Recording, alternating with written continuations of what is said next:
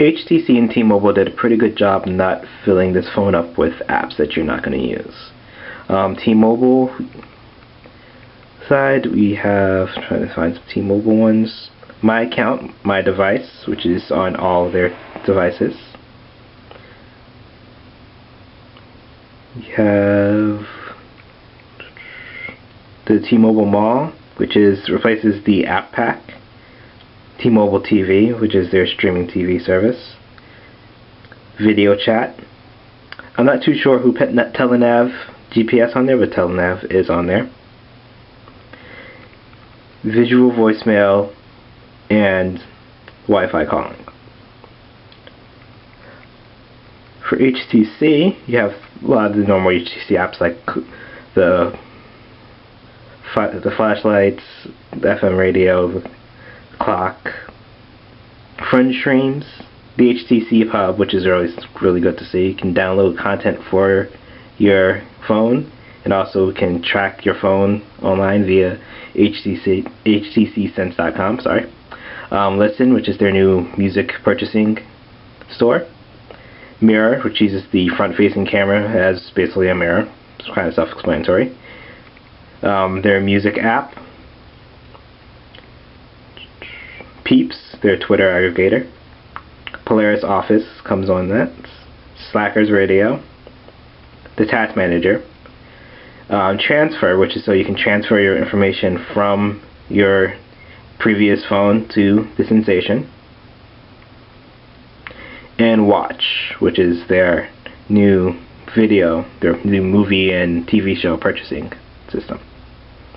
For games, there is Teeter, which is, you found that on the Touch Diamond first one to show the tweet of that. Uses the gyroscope and the accelerometer to basically move the ball around in this labyrinth game.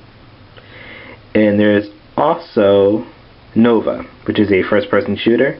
The good thing about Nova is it actually is not installed on the device. Once you click on it, it prompts you, it asks you if you actually want to download the 78 megabyte file onto the phone. It's actually just, it takes up about 400 kilobytes right now, unless you decide to download the 78 megabyte demo of it. It's not the full game, unfortunately, it is just a demo. This is HTC Listen, a music store for HTC devices powered by Music Station. It has a wide variety of music. However, if you try to search genres, they only give the option of looking through singles. So the best way to find out if your favorite artist has an album available here is searching.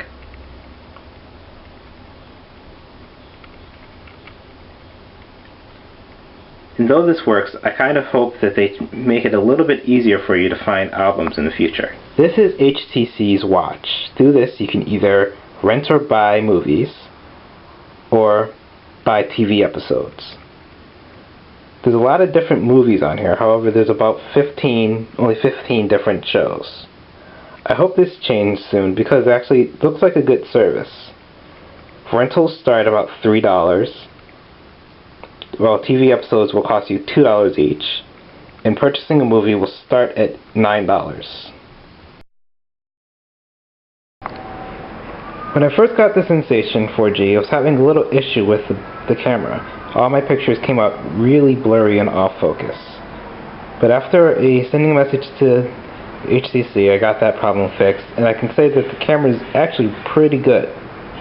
It does an excellent job for still pictures and high-def video.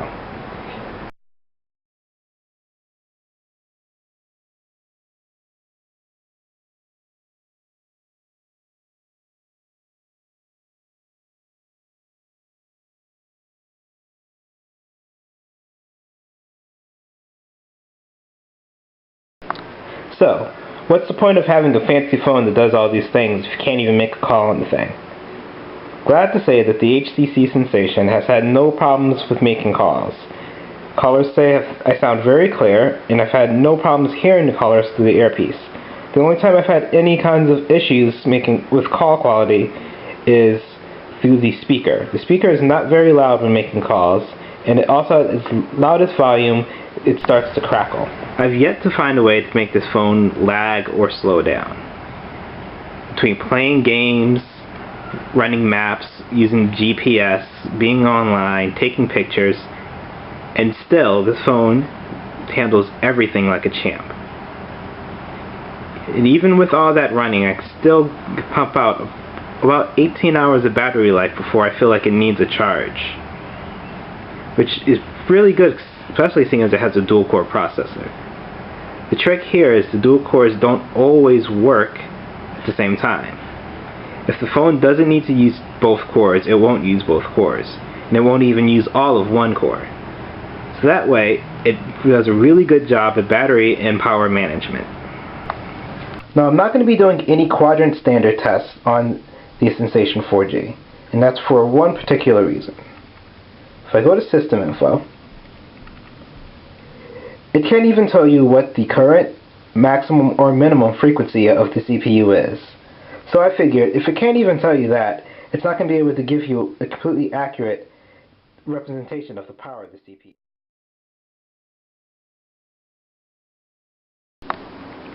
To be honest, I was never completely sold on the idea of having a dual-core processor on a phone. I mean, it sounds nice and all, but when you have to worry about things like battery life, I just didn't see it being that practical to have a dual-core processor on a smartphone. Well, after testing out the HTC Sensation, I can say I definitely see where we would want to have a dual-core processor. This thing runs incredibly fast. I have not been able to get it to lag once.